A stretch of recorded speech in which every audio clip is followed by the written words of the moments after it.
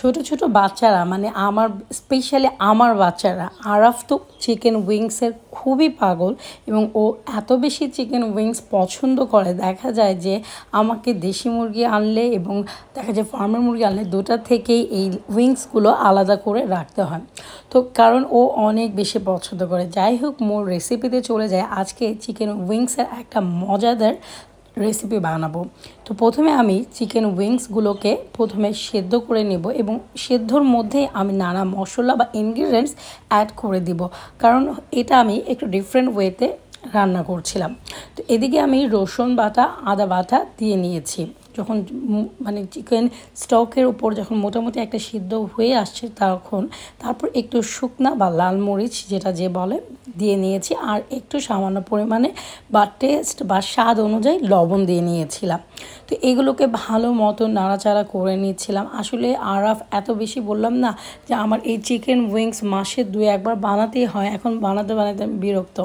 তো ভাবলাম একটু ডিফারেন্ট ওয়েতে চিকেন উইংসটা বানাবো, যেন আমার শর্টকাট ওয়ে হয়ে যায় এবং ওকেও যেন আমি বানিয়ে দিতে পারি।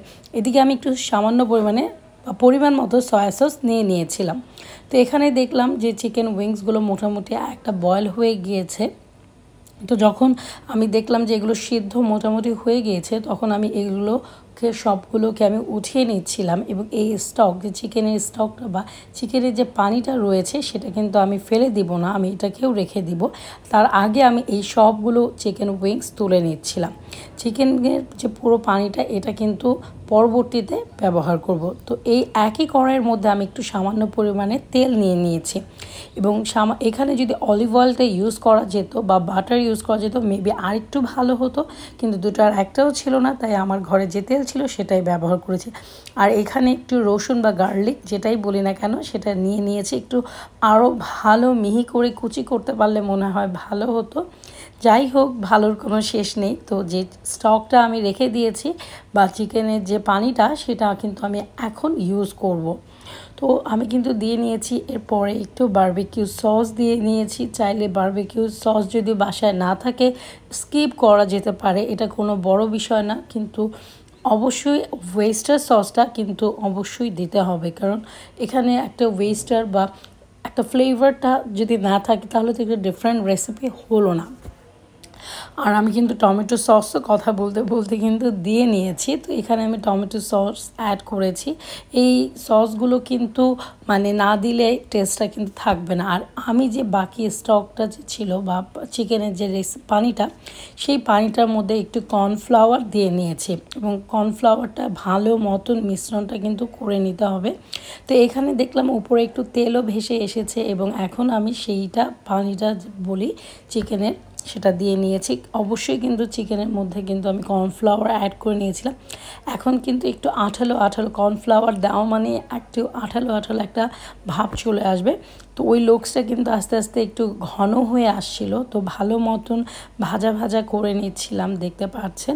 এরপরে আমি আরেকটু পরিমাণে টমেটো সস অ্যাড করেছি, কারণ টমেটো সসটা মনে হচ্ছিল পরিমাণে কম হয়ে গিয়েছে, কারণ টমেটো সসটা এই টেস্টটাকে আরও দ্বিগুণ করে ফেলে। বাসায় যদি এই সসগুলো বানাতে পারতাম ভালো হতো। এখানে আমি ধনেপাতা ইউজ করেছি, একটু পুদিনা পাতা এবং ধনেপাতা দুইটা কিন্তু মিক্সড করে কুচি করে নিয়েছিলাম। অনেকে এখানে সাদা তিল ইউজ করে, সাদা তিলটা চাইলে ইউজ করলে আরও টেস্টি হতো, কিন্তু যেহেতু আমার সাদা তেল ছিল না, সাদা যে তিলগুলো ছিল না, তো আমি একটু লুকসটা যেন ভালো লাগে এই জন্য আমি একটু গ্রিন যে কালার জিনিসটা সেজন্য আমি এই ধনেপাতা আর একটু কাঁচামরিচ কুচি অ্যাড করে নিয়েছি। তো মোটামুটি একটা যখন সুন্দর ফ্লেভার বের হয়ে গিয়েছে তখন আমি এই চিকেন উইংসগুলোকে পরিবেশন করে নিয়েছি এবং মোটামুটি একটা সুন্দর পারফেক্ট বাচ্চারাও পছন্দ করে এমনভাবেই জিনিসটাকে তৈরি করেছি যেন বাচ্চারা খুবই খুবই পছন্দ করে। এবং শুধুমাত্র বাচ্চারা না, বাসার যারা বড় আছে তারা, আরাফের দাদু কিন্তু এই চিকেন উইংস পছন্দ করে।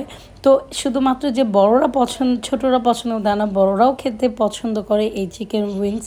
তো যাই হোক, এই ছিল আজকের আমার একটা মজাদার চিকেন উইংসের উপর রেসিপি।